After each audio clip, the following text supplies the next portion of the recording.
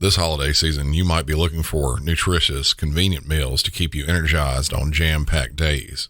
Factor, America's #1 ready-to-eat meal delivery service, can help you fuel up fast for breakfast, lunch, and dinner with chef-prepared, dietitian-approved, ready-to-eat meals delivered straight to your door. You'll save time, eat well, and stay on track with your healthy lifestyle while tackling all your holiday to-dos. Too busy with holiday plans to cook, but want to make sure you're still eating well? With Factor, skip the extra trip to the grocery store and the shopping, prepping, and cleaning up too, while still getting the flavor and nutritional quality you need. Factor's fresh, never frozen meals are ready in just 2 minutes, so all you have to do is heat and enjoy. Head to factormeals.com/MC911pod50 and use code MC911pod50 to get 50% off. That's code MC911pod50 at factormeals.com/MC911pod50 to get 50% off. Sex. I'm sure that caught your attention. It usually does when it's talked about. The act itself, it can be a deeply personal, enjoyable, and private experience. It's a fundamental aspect of human existence. It can also be a very divisive topic when talked about openly or even behind closed doors. The act, as well as the conversations about sex, can have psychological and social effects, both good and bad, on those involved and those around it. But emotions involved with sex aren't always positive. Sexual assault can range anywhere from an unwelcome touch, a coerced sexual act, or a forced rape. These crimes can have lasting effects on their victims in the form of anxiety, depression, PTSD, physical injuries, and can move further than that with substance abuse, self-harm, and difficulty with relationships. And that's for the ones who, if you can say it like this, are lucky enough to make it out alive. This is a really hard topic to talk about, but it's one that happens, and all too often. Extra discretion is needed before listening to some of the details in this episode. Welcome back to Music City 911.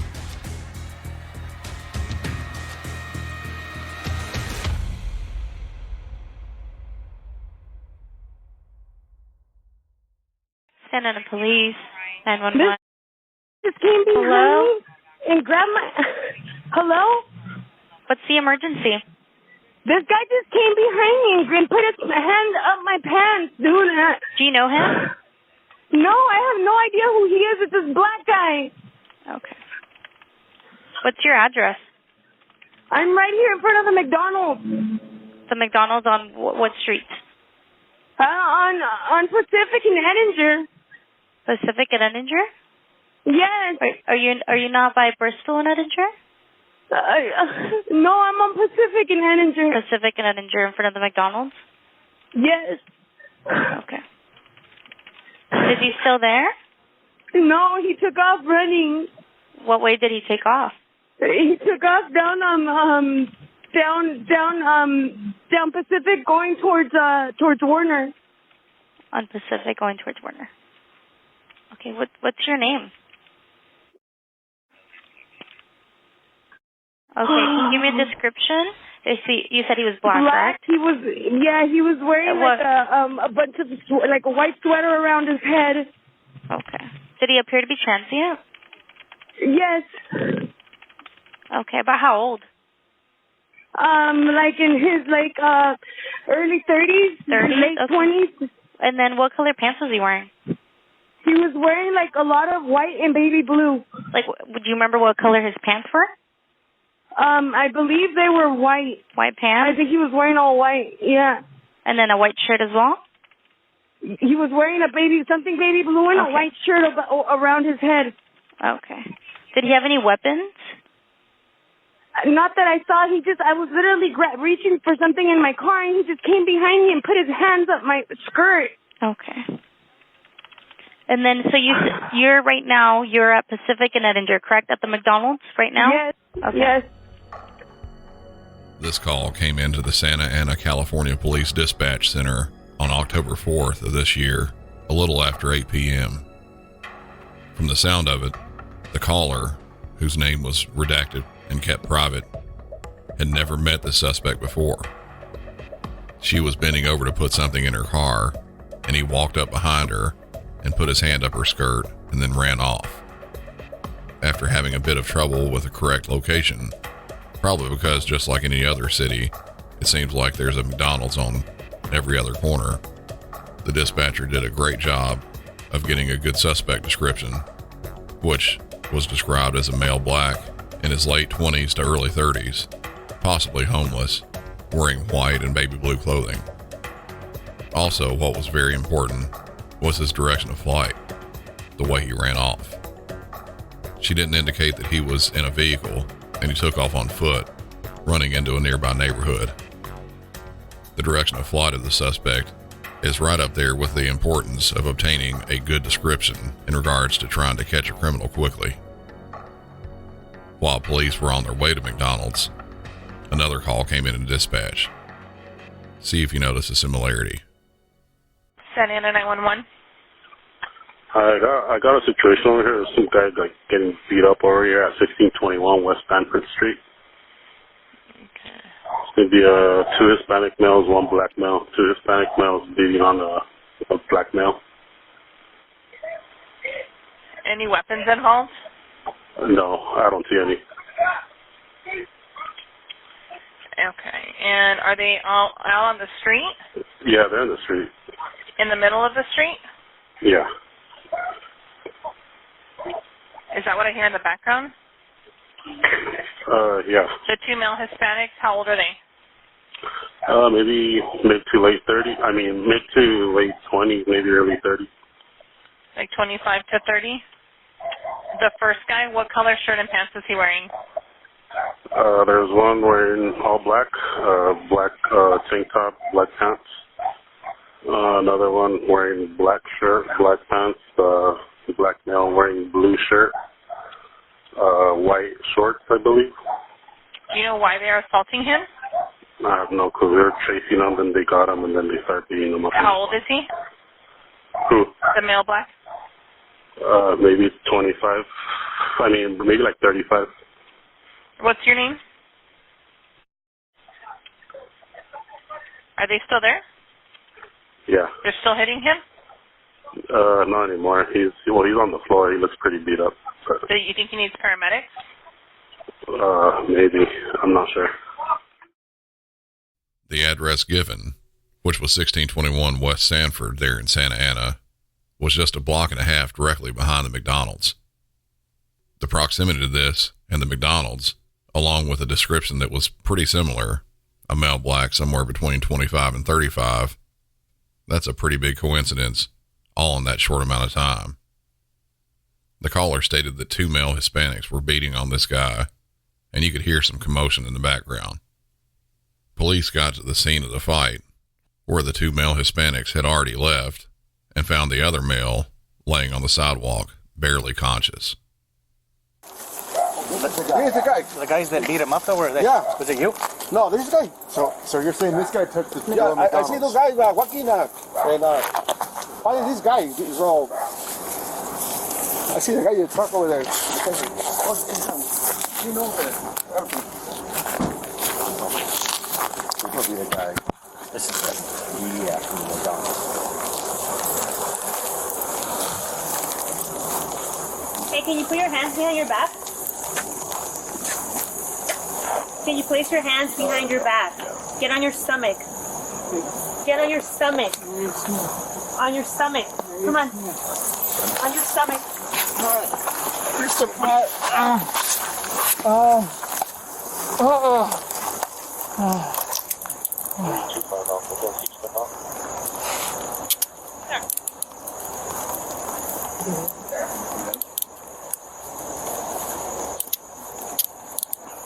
Hey, bro, you got any weapons on you? No needles, no knives, no guns? No? Can you get up? Can you stand up? Come on. Get up. Hey, you're gonna have to... Get minutes. Yeah, let's get minutes here. Get some insurance. It's 1620. Wait, did you go for that? Minutes. 61. 1620. It was hard to tell what the person that police were trying to talk to was saying. His words were a bit slurred, he was mumbling, and he could barely move. After seeing his condition, police called for paramedics. Police could already tell that the clothing and personal description of this guy matched the suspect description of the sexual assault that happened at McDonald's. He was handcuffed at that point. While medical help was on the way for him, a small plastic bag containing some sort of white powder material fell out of his mouth. What is that? Come up. Xavier, what was that? I don't know. Why was it in your mouth? I don't know. Did you put it there? No. You put it there. I don't know. What was in it? No. Huh? No. How do you know nothing's in it if you didn't put it in your I mouth? fuck God. What'd you take? No, bro. You gotta tell the medics what you took, okay? I'm taking it. Why did you have it in your mouth? I didn't have it on. Yes, you did. I just saw you spit it out of your mouth. It was on my tongue. Why was it on your tongue? Yeah, beat my ass. Why was that on your tongue? Yeah, beat my ass. What does that have to do with that I being don't on know your where tongue? it came from. The suspect claimed he didn't have this bag in his mouth. He said it wasn't in his mouth, but he said it was under his tongue. Officers there saw it drop out of his mouth. Paramedics arrived at the scene and transported this guy to a hospital. The two males that were beating him, they saw what happened at McDonald's, chased him down, and really laid one down on him. So much so that 2 days later in the hospital, he was declared brain dead. Despite efforts from emergency surgery to keep him alive, the suspect, 31-year-old Xavier Rashawn Moore, passed away at the hospital. This wasn't Moore's first time doing anything like this, though. He was a registered sex offender who had previous charges of narcotics possession, indecent exposure, as well as lewd acts with a child under 14 years old. I said it before in a recent episode that criminals know the risk when they get involved in that world.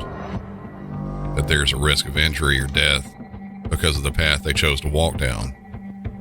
This guy got a bit of that street justice, and his choices didn't work out for him in the end. The next incident, it's going to have to be done a bit differently than I normally do, because this is far from a normal crime.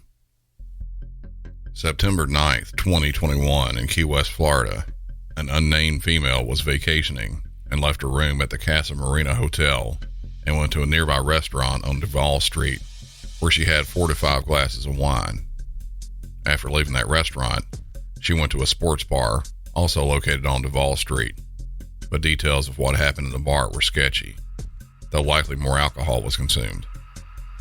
Just a few hours later, in the very early morning hours of September 10th, the woman leaves the bar with a man and got into a silver SUV with him.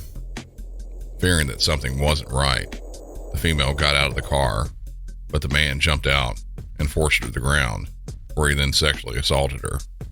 Sometime either before this started or while it was happening, the victim started recording a video on her iPhone. An unknown amount of time passed, and an Uber driver heard screams and spotted the victim. After pulling up, the Uber driver, who identified himself as Calvin, is heard saying, "Stop means stop," and then tells the victim to get up. The suspect is then heard saying, "This is my chica. Don't look at her." She then got in the car with the Uber driver, and the victim believed she was rescued. While in the car, Calvin says he heard the victim telling the man to stop several times. The woman tells the driver she just wants to go home. Shortly after that, the Uber driver on the video was heard saying, "You want me to fuck you?" And the woman adamantly tells him she doesn't want that and that she wants to get out of the car. The driver says he could have fucked her in the bushes and wanted to know why she doesn't want to. She manages to get out of the car, and that's when the 7-minute long video stops. Minutes later, Dispatch there in Key West gets a call from another 911 dispatcher over 1,600 miles away in Boston. I don't have that full call, but do have a clip of it. I'm actually calling from Boston, but bear with me, this is going to sound crazy, but I'm at work and I had the southernmost web point cam? Yeah. I could almost swear that I saw somebody get raped. A 911 dispatcher trying to keep himself awake during the extremely slow time in the middle of the night when the rest of the area is sleeping. He's looking at various live stream webcams. He happens upon the one for the southernmost point in America, sees a man wearing a white or light colored tank top and shorts, walking behind a partially nude woman with his arm around her neck and his other arm with his hand placed over her mouth as if to try to muffle her screams. He's pushing her towards the replica Bowie monument and finally forcefully pushes her down to the ground and is then out of camera view with it being obscured by the monument. A few minutes later, the woman is seen coming out from behind the monument, still nude from the waist down and stumbling while she's trying to run away. The man is seen then casually walking out from behind, pulling up his blue jean shorts and zipping them up. The victim has an approximate 3/4 of a mile walk back to her hotel, and along the way, several other people call police worried about the unclothed woman walking and crying. Somewhere along the way, she drops her phone. A short while later, back at the southernmost point monument, the same suspect, now wearing a blue long-sleeve t-shirt, is seen walking back behind the monument, picking up some clothing, and walking out of camera view. He was picking up clothing he had taken off the victim and later threw it away in a trash can. Police finally called up to the victim back at her hotel. They started taking her statement, but she was very fuzzy on the details, likely from the amount of alcohol consumed, but also from the trauma she had experienced. At that point, she only remembered one of the assaults. She knew she was missing her phone, and police went along the route back to the hotel they believe she may have walked looking for it. They found it a short distance from her hotel and, along with the victim, began looking through it to see if there might be anything on it that would help with the investigation. The victim didn't remember taking the video and, though for the most part there was nothing visible, her screams and crying were all audible, as well as the talk from both suspects. After viewing the webcam video, police were easily able to get a license plate number from the suspect number 2's car. They later identified him positively as Kerry Calvin Gasog, a 37-year-old man that lives there in Key West. He claimed that after spotting her having sex with the other man and then rescuing her, she thanked him and asked him to take her to her hotel, but while in the car, she started rubbing his leg and asked him to stop at the southernmost point monument. He also claims that while he was having sex with her, she didn't scream or fight like someone who's being raped does the way they do in the movies. The webcam video was very contradictory to that. Police arrested Gasog and charged him with sexual assault, false imprisonment, and destroying evidence for when he gathered her clothing and threw them away. The first suspect was found after viewing security camera videos in the area of where the attack happened, which was around the 300 block of Fleming Street. Police arrested Jorge Calderon Nunez, 30 years old and also a Key West resident, and charged him with sexual assault and a burglary charge from a previous incident. Gasog, the second suspect, just days ago pled guilty to the charges and was issued a sentence of 10 years in prison and a 5-year probation after he's released. The normal sentence for something like this is 25 years, but because the victim wanted nothing to do with any sort of trial facing him or questions from opposing attorneys, they agreed to a lesser sentence. The victim didn't want to relive the horrors of how she got raped twice by 2 different men, all in the course of less than an hour. Nunez, the first suspect, is still being held in the Monroe County Jail on Stock Island, awaiting trial, and is being held with a $225,000 bond.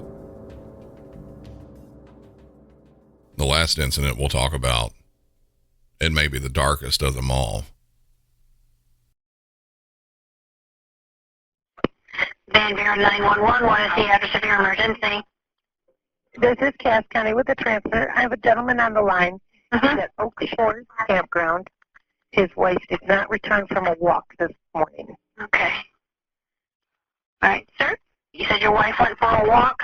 At what time? Around 8:15, 8:30. She goes every morning for 6 to 8 miles. What is your wife's name? Melody. Her middle name? It goes straight. Dawn. Dawn. Yes. And what's her date of birth? 8/22/57. Okay, is she white, black, Hispanic, or Asian? White. Okay. It has not returned back. What was she last seen wearing? A yellow raincoat and shorts. I'm not sure on the color of the shorts. What color is her hair? Brown. Does she have any glasses? Yes. I think she's wearing them. Okay. Does she have any tattoos? Yeah. Yes, she has one on her wrist. Okay. Left or right? I believe it's the left. What route does she usually take? Sometimes she goes left or right out of the park. I don't know. She walks around the park? No, she exits the park, but she'll go left or right on, I think it's County Road 215. Okay. Depends on the day and what the mood is. I did a circle around areas that I think she walked in. I saw nothing. You may be wondering how this missing person call from a man is related to any sort of sexual assault. The details of this case, it's just plain shocking. 64-year-old Melody Rohrer, a retired nurse and grandmother of 4, and her husband Richard had been staying at the Oak Shores Campground in the 84,000 block of County Road 215 in Hamilton Township in Van Buren County, Michigan. She would take a long walk each day, usually anywhere from 6 to 8 miles. On September 21st of 2021, between 8:15 and 11 a.m., she went out for a walk, but never came back. When police got to the scene and started taking a statement from Richard, they asked if she had a normal way that she would usually go walking. Melody did have a route that she liked taking, and police went searching to see if they could find any signs of her. The search turned up nothing. They asked people in the area if they knew anything, and still came up empty-handed. One thing they did find was that Melody's husband said she took her cell phone with her on her walk. Police turned to GPS tracking to see if they could locate her that way. A day later, they got a location, which was a nearby Walmart parking lot. After looking around for Melody and finding nothing, they noticed a 2013 Ford F-150 pickup truck with heavy front-end damage. They went and questioned the driver, asking if he knew anything about the missing woman. While questioning Martin, he admitted to hitting her with his vehicle by accident. The next day, he led investigators to Melody's body, which was in Purgatory State Park in St. Joseph County. He was charged with manslaughter with a motor vehicle, failure to stop at the scene of an accident when at fault, and concealing the death of an individual. When detectives started looking further into this, they found out more than they ever wanted to know about. Martin claimed he hit Melody accidentally. He had taken police to the area where the so-called accident had happened, and they found pieces of his truck, a ball cap, raincoat, and a shoe. There were tire tracks as well, but the thing that stood out to police more than anything was that there were no skid marks that would indicate the driver of the vehicle ever tried to stop suddenly. More evidence at the scene of where Melody was found was also puzzling. She had no pants or underwear on. Diving deeper, police searched through Colby's phone and used his location history to track where he had been. A stop at a car wash in the White Pigeon area was made. Police obtained surveillance video from that car wash and looked around for any further evidence. On the video, Colby can be seen washing out the bed of his truck, the tires, and then washing the ground underneath his truck. He's also seen carrying items to a trash can. Inside that trash can, police found Melody's underwear and other articles of clothing, as well as bloody paper towels. Looking further at Colby's phone, more disturbing information came to light. Text messages to friends showed that he told them that he had hit a deer. When police started looking at his search history, that's when things got really bad. For over a month before the collision with Melody, he had been looking at hardcore porn and doing searches for necrophilia. He was watching porn that involved unconscious or dead people. At this point, police believed that Colby had been out driving that day looking for a victim to kill, specifically so he could have sex with the corpse. When questioned about this, Colby denied any sort of thing, though something else on his phone and another piece of evidence proved otherwise. During the time that Colby had hit Melody and had her body in the bed of his truck and driving her to the state park where he dumped her, he was on a live sex chat online. I don't know about you, but if I had accidentally hit a woman while walking, I would immediately call police. On the extreme off chance that I would panic and not want police to find out that I had killed a woman and picked up her body to take to a different location to hide, I know I wouldn't engage in a live sex chat online while driving the body there. I'd be too freaked out. The other piece of evidence that was damning, police found a used condom in Colby's truck. It contained his semen as well as DNA for Melody. Colby denies he ever had sex with her. Police added a charge of homicide to the list of charges Colby already had. During his trial earlier this year, a forensic expert confirmed that the condom possessed both his semen as well as Melody's DNA. A defense attorney questioned if the DNA could have got on the condom another way, and the forensic expert did say that it could have happened by laying it on her body. One thing that stands out to me in that aspect is a phrase that anyone has watched a court show or a trial likely knows: beyond a reasonable doubt. I don't think I'm alone when I think about all that I've talked about with this. Colby said he accidentally hit Melody, then took her body somewhere else to conceal it, but didn't have sex with the body. Though while driving, he was having a sex chat and then the used condom. Then after he had finished using the condom, it just so happened to simply lay on the body of a woman he had just killed, then removed it and tossed it in the back of his truck. I don't think any reasonable person would believe that.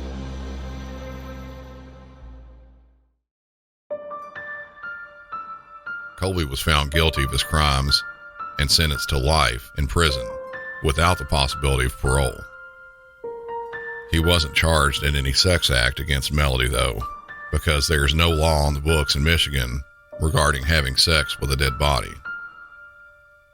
During sentencing, Van Buren County Circuit Judge Kathleen Brickley said, "It's never given me joy to impose the sentence of life in prison without even the possibility of parole, but in this case, it gives me an extraordinary sense of relief. Relief in knowing that you will never have the chance to crash, both literally and figuratively, into a family's life again, drowning them in heartache and agony."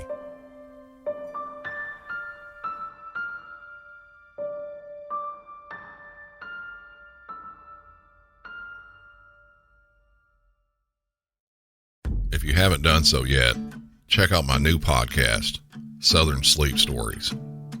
It's a podcast focusing on helping you sleep by having me read you bedtime stories and chapters from old books, very slowly, with some light, relaxing sounds in the background. It's now available on all podcast apps. Be sure to leave a 5-star rating and review for both Music City 911 and Southern Sleep Stories. December 2nd, just a day or two away, I'll be in Atlanta, Georgia at the Omni Battery Park Hotel at noon, along with a ton of other great podcast hosts to have a panel discussion and meetup. Please stop by and have some fun with us. It's going to be a really good time. Follow the show on all social media and drop into the Music City 911 podcast discussion group on Facebook. If you'd like ad-free and bonus content, head over to patreon.com/MusicCity911. Be on the lookout for some more bonus content on there too. Thank you all for listening, and until next time, for Music City 911, I'm Brandon, and y'all have a good one.